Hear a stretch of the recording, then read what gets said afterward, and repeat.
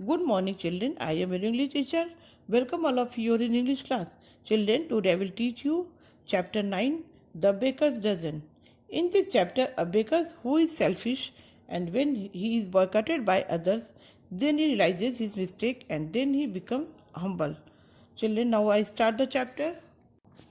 इसमें एक बेकर्स की शॉप है और बेकर्स शॉप क्लोज करके जाने ही वाला होता है, तभी वन वुमन इंटर करती है और 1 डजन कुकीज़ खरीदना चाहती है। बेकर शॉप ओपन नहीं करना चाहता, बट वुमन के रिक्वेस्ट करने पर 1 डजन कुकीज़ दे देता है। वुमन कहती है कि 1 मोर कुकीज़ दो, बट बेकर मना कर देता है और वो वुमन पैसा पेड करके चली जाती है। फिर नेक्स्ट डे जब शॉप ओपन होता है तो एक कस्टमर आता है, उसके हैंड में एक पाई होता है और बेकर से बोलता है कि तुमने मुझे कितना बैड पाई दिया है, इतना बैड पाई मैंने अपने लाइफ में कभी नहीं खाया, मेरा मनी मुझे रिटर्न कर दो। बट बेकर उसे बताता है कि यह उसकी शॉप के पॉलिसी के अगेंस्ट है, वह मनी रिटर्न नहीं कर सकता और वो आदमी पाई काउंटर पर रखकर गुस्से में चला जाता है। तभी एक एंग्री वुमेन इंटर करती है और बोलती है कि मॉर्निंग में मैंने कुकीज़ आपके शॉप से बाई किया है जो बिल्कुल जला हुआ है और वो भी अपना पैसा रिटर्न करने के लिए बोलती है। तो बेकर्स बोलता है goods once sold are not return, यानी बिका हुआ सामान वापस नहीं होता है, बिजनेस इज बिजनेस। और तो वो वुमन गुस्से में चली जाती है और बोलती है कि मैं अपनी सभी फ्रेंड्स से कह दूंगी कि वो आपके शॉप से सामान बाई नहीं करे।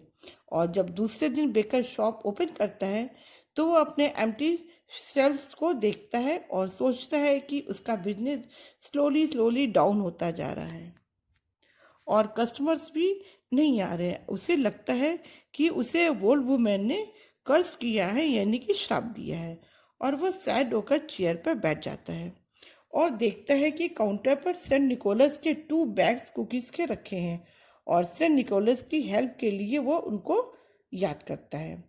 और saint Nicholas as a customer shop में एंटर करते हैं।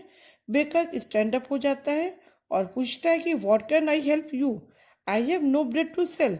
जब वह सेंट निकोलस को पहचान जाता है तो चुप हो जाता है, साइलेंट हो जाता है। सेंट निकोलस बेकर से बोलते हैं कि तुमने उस बोल्ड वुमन के साथ क्यों इतना रूडली बिहेव किया था, यदि वह एक अधिक कुकीज़ की डिमांड कर रही थी तो तुम्हें उसे 1 मोर कुकीज़ दे देना चाहिए था।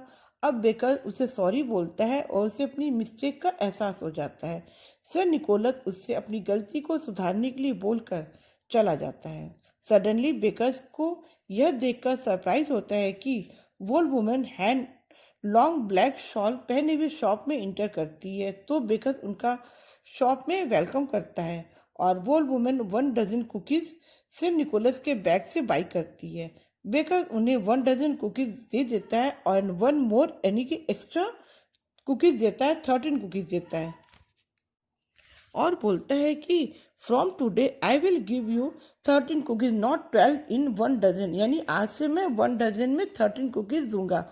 और जब लोगों को यह पता चलता है कि बेकर 1 डजन में 13 कुकीज सेल कर रहा है तो लोगों की क्राउड शॉप पर लगने लगती है और धीरे धीरे बेकर्स बहुत वेल्दी हो जाता है और इससे दूसरे शॉप के बेकर्स भी 1 डजन में 13 कुकीज सेल करने लगते हैं।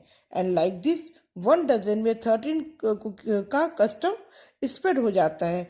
कहीं कहीं आज भी यह कस्टम का प्रचलन है और कहीं 1 डजन में लोग 13 चीजें देते हैं। सो चिल्ड्रेन, ऐसी जब बेकर्स को अपनी गलती का एहसास हो जाता है तो वो काइंड हार्टेड हो जाता है और रिच हो जाता है। And children, I think everybody should be kind-hearted and humble. Now, I hope you have understood this chapter very well. Thank you. Jai Hind.